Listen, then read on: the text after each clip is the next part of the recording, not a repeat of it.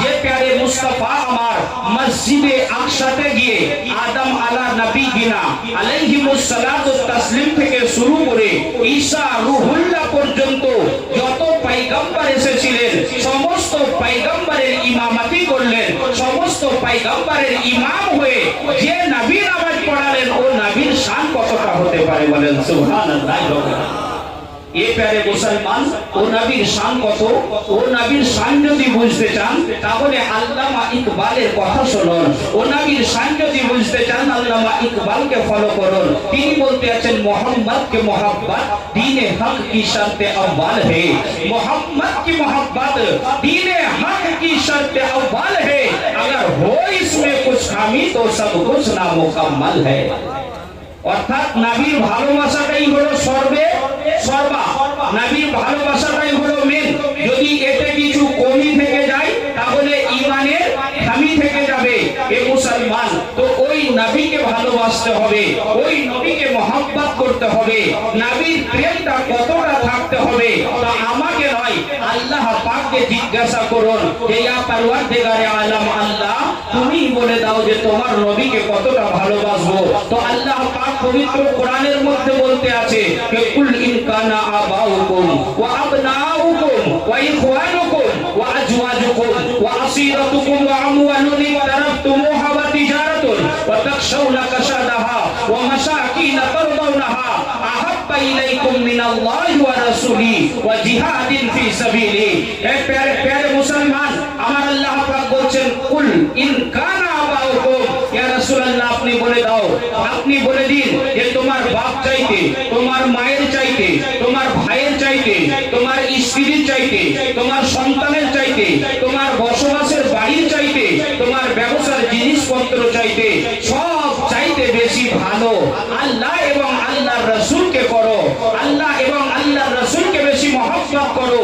এই আল্লাহ আল্লাহর রাসূলের মহব্বতকে এক পাল্লায় রাখো, অপর পাল্লায় তোমার আব্বার ভালোবাসাকে রাখো, ওই পাল্লাতে আবার তোমার মায়ের ভালোবাসাকে রাখো, ওই পাল্লাতেই তোমার সন্তানের ভালোবাসাকে রাখো, ওই পাল্লাতেই তোমার স্ত্রীর ভালোবাসাকে রাখো, ওই পাল্লাতেই তোমার ব্যবসা বাণিজ্যের ভালোবাসাকে রাখো, ওই পাল্লাতে আবার তোমার ঘর বাড়ি, যে বাড়িতে তুমি বসবাস করো ওই বাড়ির ভালোবাসাটাকে ওই পাল্লাতেই রাখো।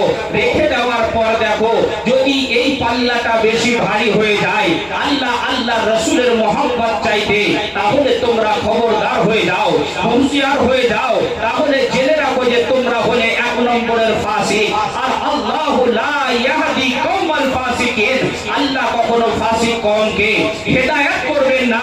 এ প্যারে মুসলমান, তাহলে বোঝা গেল যে আমাদের অন্তরে সব চাইতে বেশি মহব্বত হতে হবে আল্লাহর ও আল্লাহ পাকের রাসূলের মহব্বত হতে হবে, নাকি গো?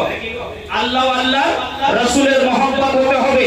প্যারে মুসলমান, মাকে ভালোবাসতে মানা করিনি, মাকে ভালোবাসেন, কারণ আমার নবী বলেছেন যে তুমি তোমার মাকে ভালোবাসো। আমি বাপকে ভালোবাসতে মানা করিনি, আল্লাহ বলছেন তোমার বাপকেও ভালোবাসো, তোমার সন্তান আদিকে ভালোবাসো, তোমার স্ত্রী সন্তান সকলকে মহব্বত করো, কিন্তু আমার নবীকে সবচাইতে বেশি মহব্বত করো। এ মুসলমান, আপনি নবীকে নবীর মহব্বতটা কত গুরুত্বপূর্ণ। আচ্ছা একবার বলেন তো যে আপনারা এখানে যতজন আছেন অনেকের আপনার মা বেঁচে থাকা অবস্থায় অনেক সন্তান মারা গেছে না? মারা গেছে কিনা একটু জোরে বলবেন। মারা গেছে? আচ্ছা ওই সন্তানের কবরে কি মা গিয়েছে? জোরে বলেন, মা গিয়েছে? মা যায়নি। সন্তানের সামনে, বাপের সামনে সন্তান ইন্তেকাল করে গেছে, কিন্তু বাবা কি সন্তানের কবরে গেছে? ভাইয়ের সামনে ভাই ইন্তেকাল করে গেছে, ওই ভাইয়ের কবরে কি কোনো ভাই গিয়েছে? স্ত্রীর সামনে আপনার স্বামী ইন্তেকাল করে গেছে, কিন্তু স্বামীর কবরে কি কোনোদিন স্ত্রী গেছে? যায়নি।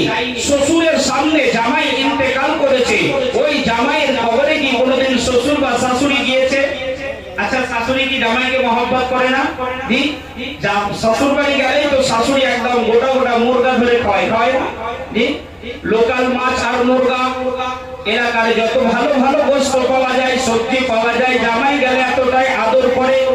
কিন্তু এই আদর করার কারণটা কি? কারণটা হলো এটাই যে ওনার বেটি তোমার ঘরে আছে, আর বেটি তোমার ঘরে একদিন রেখে বেটিকে দুইটা ডাং দিয়ে তারপরে তুমি শ্বশুর বাড়ি যাও আর তোমার বউরে কও যে বউ ফোনটা দিয়ে তোর বাপের জানাই দে যে তোরে ডাং দিছি।